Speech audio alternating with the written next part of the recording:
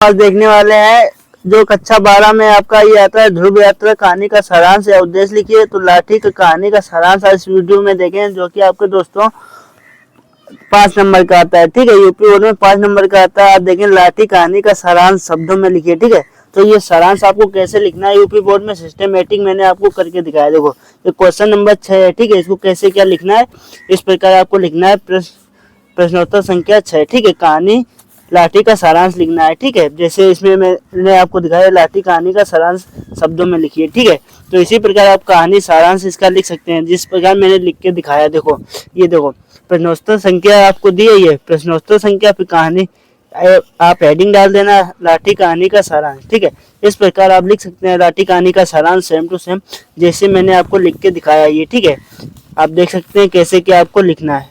ठीक है, UP board में इस प्रकार से आप लिखेंगे तो आपके नंबर यूपी बोर्ड में काटे नहीं जाएंगे। ठीक है, तो मैं आपको पढ़ के समझा दे रहा हूँ थोड़ा। पहले देखिए लाठी कहानी का सारांश हेडिंग डाली, फिर लिखेंगे लाठी कहानी लेखिका शिवानी द्वारा लिखित एक मध्यम वर्गीय पहाड़ी परिवार से संबंधित कहानी है। यह कहानी बानो लाठी से संबंधित है।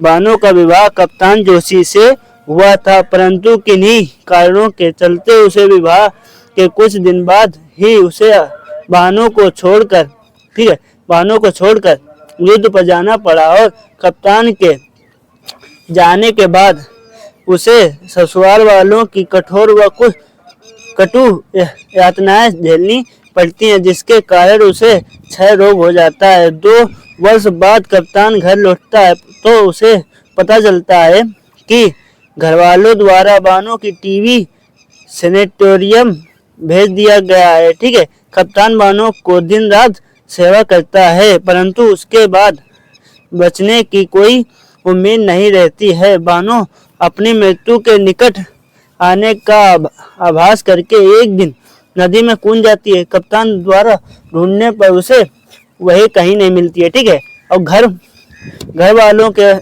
दबाव में चलते कप्तान को प्रभा से दूसरी शादी करनी पड़ती है।